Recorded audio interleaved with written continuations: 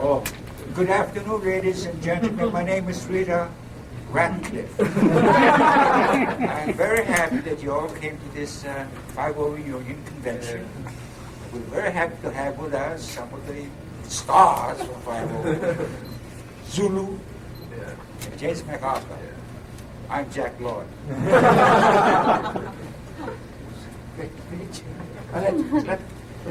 Well, no, this is a howling, so let the howling talk. Speak English, okay? Don't talk Chinese, speak English. Thank you. We are, I think all of us happy. I just got here and very happy to be here. And, 5-0 is such a wonderful success around the world. And it seems to have a life of its own. It just goes on and on and on. You'll see it and see it again. And when it was created, all of us did a show. And I don't think any of us ever thought it would have the life that it did. One always hopes that what you do is appreciated and goes on. But 5-0 just has taken people, a lot of people in this world just really digging it. And I don't know why. And you know what? The guys in the Black Tower at Universal don't know either. Because they knew they'd be making another one tomorrow. Nobody knows how to make it again. You just keep trying. And the chemistry works, what have you. And, it's probably because I make these guys look good, So.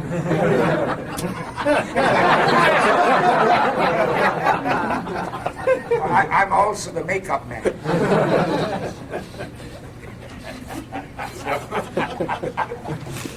We had a lot of fun making this show. We did. I mean, there were, over the years, we had a lot of laughs. We had a lot of hard work. And day in and day out, but we had laughs, too. So that's what made the show fun. And God knows, there I wound up there at home, there in paradise called Hawaii. And now I've spent almost half my life in that state. And I'm the luckiest guy in the world. Because, if I hadn't done 5-0, I would have been 2 weeks at the insurance in Waikiki or something one time in my life. And had to go to a nightclub to see him or something.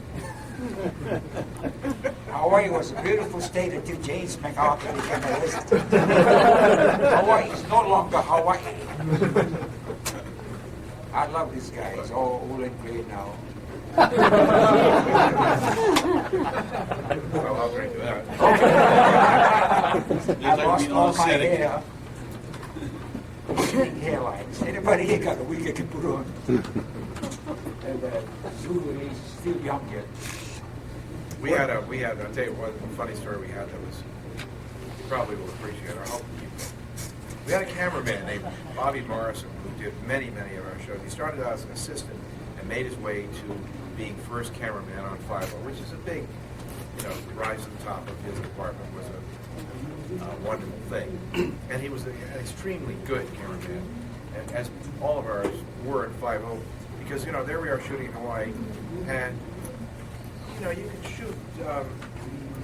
can shoot shows quickly and dirty, and the trouble is they look like it. But there we are in that beautiful place with beautiful light and the colors and things. And Bobby shot, lit every shot so that everybody looked the best they could. And great care was taken with the lighting. And again, that's another one of the things that made the show a great success, I think, in the end. And all those factors, ingredients added up. So Bobby liked to keep a beard going in the camera truck. And it never affected his work, but he sipped on beer through the day, pretty much. He had a little beer, and it was in a cup, and a little bit. And so this day, we used to have lunch in the camera truck for years. Bobby's a great pal. And about 4 guys, we ate in the camera truck before I had lunch every day. And we'd go in there, and we'd have our lunch, and maybe have one beer. I had one. So, is that on? No. Do we need that? Everybody here okay? Yeah. All right. More better. More better. All right. So this day, and Morrison also loved everything he had to have Tabasco sauce on. Lunch. He just, put Tabasco on everything. I don't know why. He's one of those guys who did it. What? Yeah. So I'm in the back of the truck and we're at a location. We're just getting finished almost. I see Bobby's beard there. I see the Tabasco thing. Took one thing out.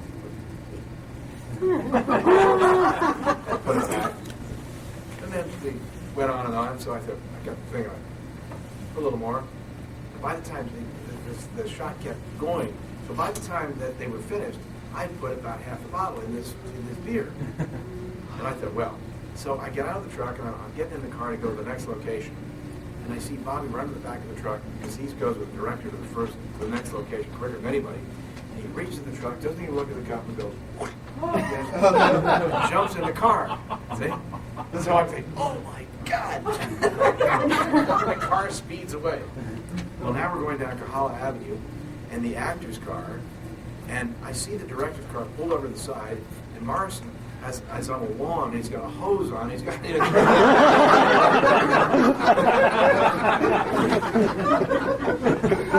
is true. So I'm laughing my fanny off. So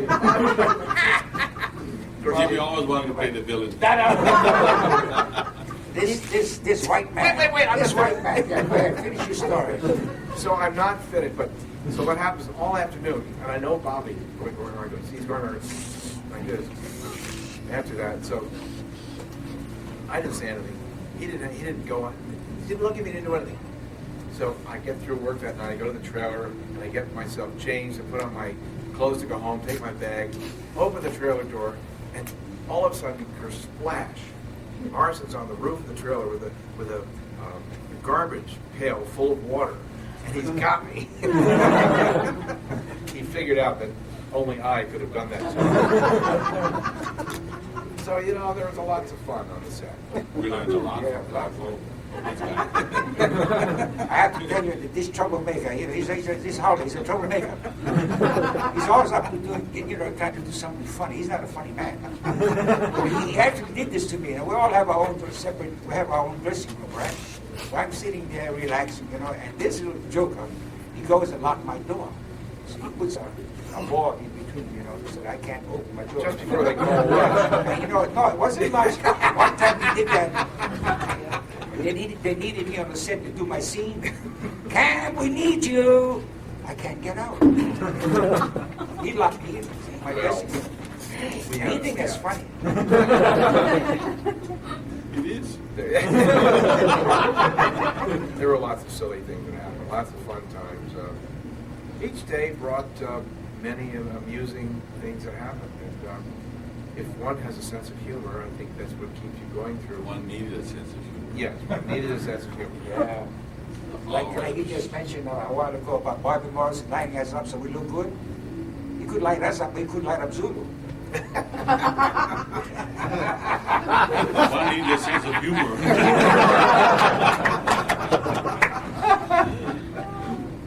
While each of you were on the series, did any of you individually ask for any changes in your characters, or maybe some more personal things about your character? I seem to remember an episode where you had a daughter, and I thought that was nice because we saw something about your home life, but that didn't happen too often on 5-0. And does that question ring a bell? Well, like I say, I think you crazy to ask us that kind of question. I had no right. I couldn't say anything, period. I couldn't say, I wanted more to do, or change the script, I couldn't do it. He probably can. No, He and Jack were good friends. No. That's why you always say, Daniel, book club.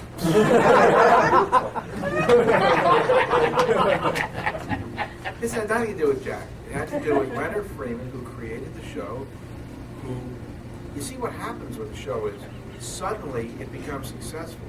And when it became so successful, then nobody wants to change it. They say, God, we got this success. Why fool with it? And it was successful based on not delving into the lives of This unit itself. the unit. It was to do, every week it was to do with the guest stars, the guest people. Jack included, did not have, very, once in a while we have little things into our private lives. But as you know, you fans who saw a lot of them, you know there wasn't, just didn't go into it that way. And I think it came out of success. Had it not been that successful, maybe Lenny would have changed it around a little bit and tried to do other things and that, but it just didn't happen. One of the obvious reasons for Hawaii 5-0's success, in addition to the nice ensemble, was the great guest stars that the series brought there. And are there any particular guest stars that you think meshed very well with the unit, or maybe on an opposite side, maybe there were some guest stars who had no idea what they were getting involved in. They maybe thought this was just going to be a vacation, or maybe they didn't gel with the established crew. I Well, mean, for our part, local actors, it was, like I say, a school when we learned on-the-job training. And to meet some of the icons in the business, such as Jimmy's mom, was very wonderful. And just to meet her, be there in the presence, and she was really an inspiring person. So this helped us a lot, and we realized how much it must have affected him, Jimmy, and what he became, and how it. So it had that kind of effect. The different names come true, and you'd be the kind of people you admire.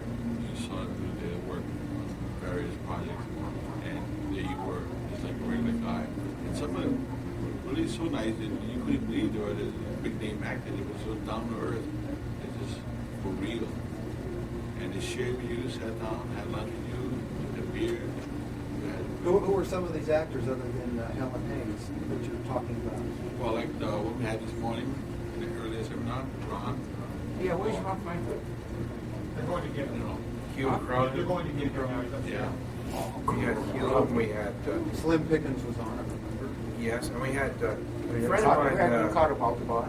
Yes. Gene Yeah. Simmons. So the first Oh, with Gene one- Simmons, we had a friend of mine, a guy I made a movie with in 1958, Herbert Lom, wonderful British actor, who played in Peter Sellers and all those movies. He played his boss. Yes, no. So, Herbert, when he got there to do the show, Don Pleasant did it too, but Herbert told me that he was sitting at home in London and at home with his children, and he said casually at dinner, he said, oh, today, he said, I had a script arrive from my agent, something called Hawaii 5-0. His kids dropped their forks and said, you're doing it. They knew the show. Herbert said, I had no choice. They marched me to the phone to my agent and said, yes. And that was that. I mean, it was, but they were fascinating stars. Black actor. Remember the boxing scene when they did Moses Gunn? Oh, no, oh gosh. Yaffa Yaffa, yes, Yaffa. Yaphet Kotto. Yaffa Yeah. Kotto, Yeah, yes. that's good. They were all stage Wonderful. trained, so they had a different demeanor about them and different approach to their work. And it's very interesting to see. They're very professional. He knew his lines with Yes. teeth and his motions, his movements, everything. So it was a wonderful experience to learn from. And just to watch some of these giants in the business. Remember how Sammy Davis used to hang around? Good God. There's a man who just got out of his coffin. Come over here, Battersby. Oh, Phil! He's our camera guy for a while. Yeah. He looked like a professional pallbearer. Bill, come here, Bill. Come here, Bill. Here's a guy who's, come on up here, Billy.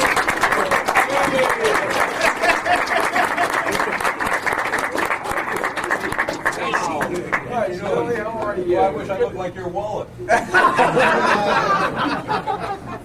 Sit down, Joe. Me, I was the fat guy. See? You look funny without your Marine Corps hat. Oh, Where's man. your rifle? I go to the Marine Corps. Find any hippies lately? Bill was for years in the camera department under our cameraman Robert Morrison and others, and spent many years on the show, and been a good friend. I've known him for long before 5-0, actually. So, what are you dressed for? Jesus. 1960. Yes. Oh, you're all dressed up. I thought my Wedding's next door. Yes. This is a Hawaiian party. You can miss tonight. Yeah. Well, I don't know. But he can tell you a lot of stories about us. Don't worry. The Hawaiian actors, you know what I mean? Not any good ones. Though. I don't want to hear the ones. What were some of your favorite episodes? Who was a favorite episode? You mean Jimmy's?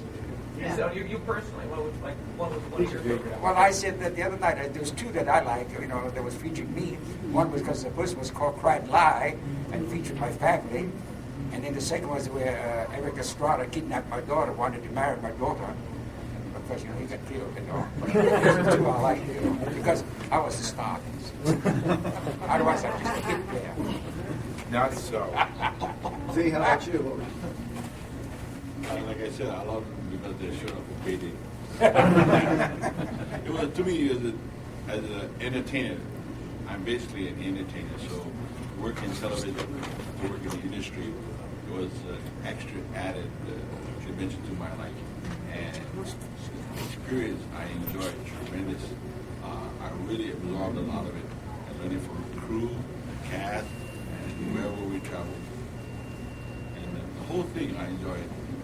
We did one show called Colonel Remix, where I got kidnapped. And I actually smiled. Caused a slight earthquake. So I cracked. Well, I loved it all. It was nice. do you have any recollections of working with Vic Morrow and John Ritter? Yes. Absolutely. I mean, we usually think of John Ritter as being a silly guy, but Well, I took John Ritter after we wrapped it there. I took him on my car, and I had the driver. I brought my car up where I'm not supposed to. And I told him to come with me. I showed him downtown Honolulu, Hotel Street, where all the hookers hang out. I took him the way he went to a little riding, a little surfing, and because he was just a real plain ordinary, nice guy, you know. And after he left the show, we just said, "Well, goodbye, good luck with your career. We will make it." A couple weeks later, rather a couple of months, his parents came to my show, and I was told that Tex and Dorothy. His parents, Tex Yes. Ritter and Dorothy Ritter. well, my doorman came back and said, I said, "Who's the VIPs?" He said, "Well, you won't believe this, but we have a guy named Tex Ritter, a cowboy, and his wife." And I hesitated. I thought I was waiting for the punchline. I said, "He's really here? Well, let me ask you, is this cowboy hat this big?" He said, "Yeah." So I didn't feel a connection. I did the show, and at the end of the show, I introduced him, to the audience. He's a great, one of the greatest cowboys of all time, Tex Ritter, and his lovely wife. And he got a standing ovation. He stood up with a big hat. He waved it. And after I went over to say thank you very much, and the wife said, "Well, John spoke so much about you, how nice you treated him, and you took him all over, and he went canoeing on the beach and all that." And I couldn't figure out it. Then I said, "John, our son, John Ritter." Then I caught right after that he came out with Trees Company, so it was really a nice experience. How about Vic Morrow? Yeah, Vic was a he worked friend. on the same show too. They were on the same episode. Same Yeah, show? with, I don't John remember Ritter. that, but Vic was a friend because I'd done combat years before. So I knew him, and Vic was the nicest guy you'd ever want to meet. I mean, he was soft-spoken. He was not a tough guy. No. He played a tough guy, the sergeant. But Vic was very soft-spoken. You got a feeling if you pushed Vic like that, he'd just... I mean, he wasn't a tough guy at all. He was just a wonderful guy. And of course, we were all so sad when that got lost. Did you gentlemen ever get hurt doing any of your stunts? Well, we really never do stunts. We had a double or something. You had doubles? No, I mean, yeah. No, I mean, there were instances though where you had to do some of your own, where there was a mistake made and somebody belted you by accident, or... No, that never happened. But one of the most scariest thing I ever had was riding with the stuntman. What was his name now? Chuck? Bo. Bo? Bo. What is that? Bo. Chuck Couch? Yeah, Chuck Couch. And we were shooting at Kurima. And I had to ride in the car with him. And we were heading about like 70, 80 miles an hour. And really, I shouldn't have been there. I should have had the double, really. That's the truth. Because, we've been endangering myself. Now 75. Yeah, I know, but here we go. So reaching down the highway, and, we turned the car, lose control of the car, I would have had it. I would have been upstairs with wings, But it happened. But that was one of the scariest things I had was riding with this guy. He's a stuntman. I don't know nothing. And boy, he's zipping down the highway about 80, 90 miles an hour. But he knows what he's doing. Yeah, he was one of the greatest stuntmen. He's a terrific truck coach. We didn't have any. We were lucky. We didn't have any. I had little one accidents. scene where we were shooting at Sheridan Street, where the pool hall was, and we did a scene with Jack knocks on the door, and then he says, "Colonel," and I was just break down the door, and I bolted the door and broke it down, and later on, at the end when he said cut, the guy inside was screaming that I broke his building because they hadn't set it up on the shade street at Dairy Association. It was a small little pool on a big Quonset building. But it was funny though. And I just went through the door. Yeah, I thought it was all set up, but it wasn't. It was a real door. Big $5 door. You weighed a few more pounds in those days. Mostly poi. But you know, things can happen on the set. And you remember River Street when we blew up the whole block? Oh, Yeah. Yeah, we were doing a Was it scene. Frankie Were you Trott that did there? that? And Who was that guy? yeah, Boom Boom Johnson. Yeah, Boom Boom Johnson. Yeah, they fired him. His name was something Johnson. We nicknamed him Boom Boom Johnson. They put him on the first plane out of town. After he blew up all that stuff. we're in downtown Honolulu, you know, up the outskirts, and there's this big building, concrete building there, you know. And he was to set up, he's a special effect man, set up a bomb. Only one corner of the building. So here we are all over there, and he blew up the whole building. That's the truth. That really happened. Blew that whole thing up. I worked on a Good thing nobody got project. killed. You It know, was an explosion. It wasn't a fireball, but it was a guy working with explosives. And the first shot, he's supposed to just blow the door off. As a boom, and the big powder effect behind the door. Then he let the door go, the door fall down. And then he steps out. And he tried the first one stick of dynamite. And he didn't. He said, action, nothing. So he went back, taped another one on, and put some, and then, okay, action, nothing. So he went and put another stick of dynamite, and I think it was about 4 sticks. When the thing finally went, the camera flew. And they were worried about whether there was an actor inside. It was supposed to be a jail, but it was a water pump station, converted to look like a jail, a small island. And he almost went over the railing, and almost fell in the hole, and almost got killed. But everybody has said that shook up. And right after that, there was an early departure for the management. So you can never tell. Bill, so many of the scenes took place in cars, and I think one of the things that made Hawaii Five-0 look better than some other shows is that we never saw process shots where you were obviously on the sound stage with the screen on the background. If I'm not mistaken, all of your camera work was done. yeah, on location. These guys. No. He was there doing all this. Billy was. He'd ride and get hit. I was the guy in the car. He would ride in the car. You thought it was bad for you. But- I was sitting on the He had to get a headshot, right? He's riding outside. It was a headshot, you know. But is that correct? You always did your car shots outside. You never did them on Outside, stage. Absolutely. Always No, on location. There was no recreation. That No looked back good. screen, no none of that stuff. No, we did. That's another thing. I mean, 5-0 was done. This is why it was innovative in every way, because we went out there and we did it. We shot. I mean, we just. I remember Ron Franzbach. They put him down. You know, the baggage comes down the chute. We got a little camera guy. He says, "Get a camera. Come down the chute." What? So there he comes down the chute, shooting in his camera, like the baggage thing. You know, in the airport. That was the one where the body comes down the chute. Well, there was perhaps, but anyway, we had. But really, you know, yeah, it's wonderful work. You have to give the cameraman a lot of credit too. They cuts, you know. I remember one time, sometime we do a helicopter scene. Yes. And the outside, they tied them all up out, you know, on the struts, and this poor cameraman is up there hanging out for life, and he's taking the This picture. guy. This guy, you know, credit, That you was know. the scariest part. Yeah. Yes. The one for me was when Bill Lacey landed that chopper right on top of me. Yeah. I mean, in Diamond Head Crater. You know, I'm laying there with a handheld Airy, Yeah. 18 millimeter, and the copter starts at about 2,000 feet, which is spec. And it comes down with just the little red light about that far from the lens. But meanwhile, with those trade winds, the thing is shifting back and forth on the top of me. They got one rock in my head, one at my feet. And I was just hoping, I see the skids going back and forth, you know, and once it releases that collective, I'd be like a butterfly trophy. So that was one of my scares. Plus when we were hovering out over the ocean, you know. Yeah. The thing is, people don't realize, I'm standing out on the side, and with a helicopter, once it goes down, the pilot can either elect to put it over on this side, in which case I'm dead, because I have to go up past him, and I'm strapped in. I used to always keep a razor sharp knife, but that wouldn't help. And then if he puts it down on his side, then he's dead, because he's got to go up past me. you get Guess out. I wish it could have gone down. And then if he puts it straight down, the rotors are still going around enough to take your head off. So if it's straight down, you try to go straight up.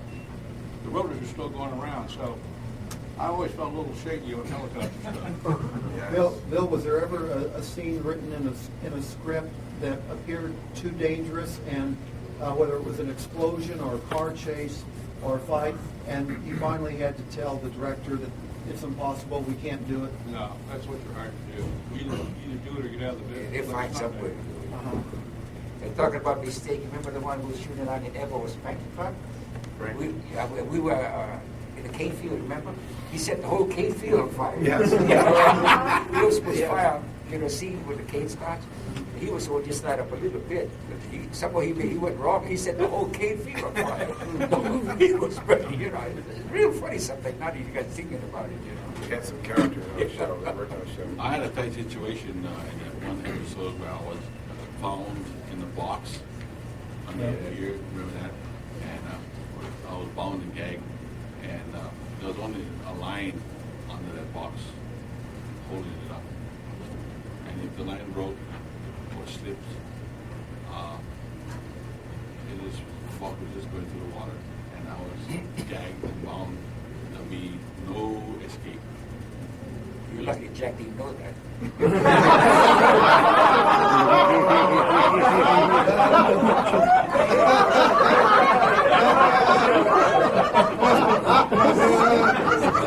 I didn't see it. But it was spooky because I got nervous. I asked the camera guy, I said, what's happened if this thing failed? He just got a shrug. So I told my friend, I said, if I go down, all these guys go down too. Well, now, was Jack the reason you didn't stay with the show that long? I knew I was the reason. You were the reason. No. What was your feeling about leaving the show?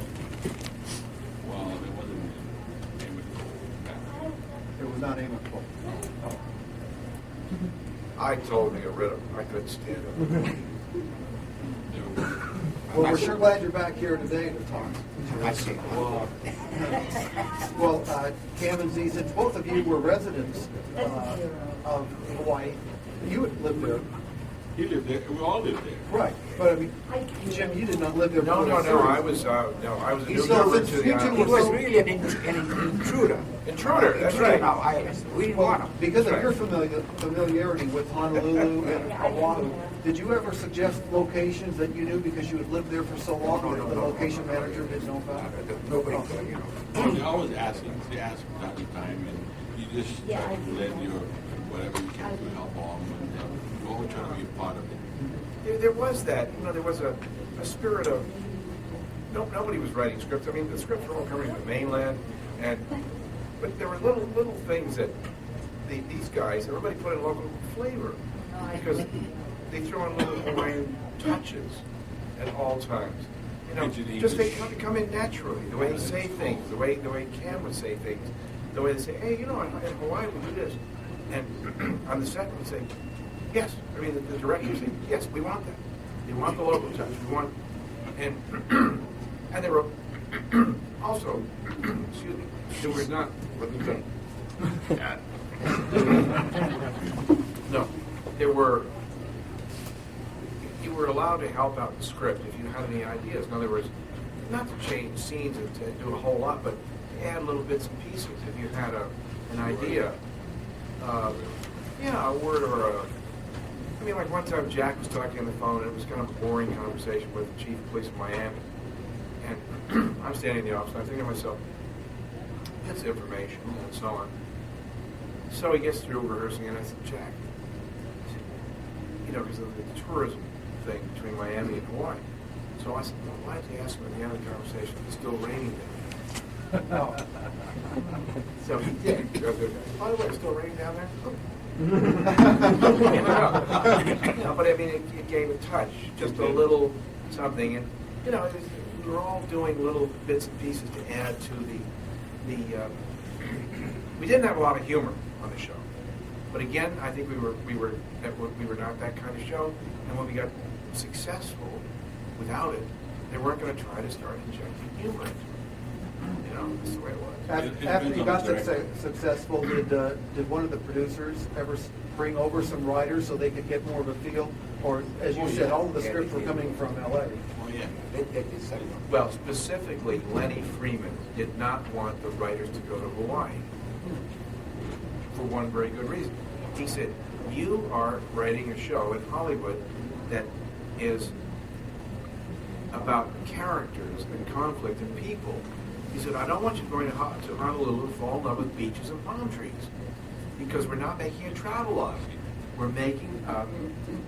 And he said, see, the minute we were a huge success, everybody in Hollywood said, the simplest thing, copy. They always copy everything.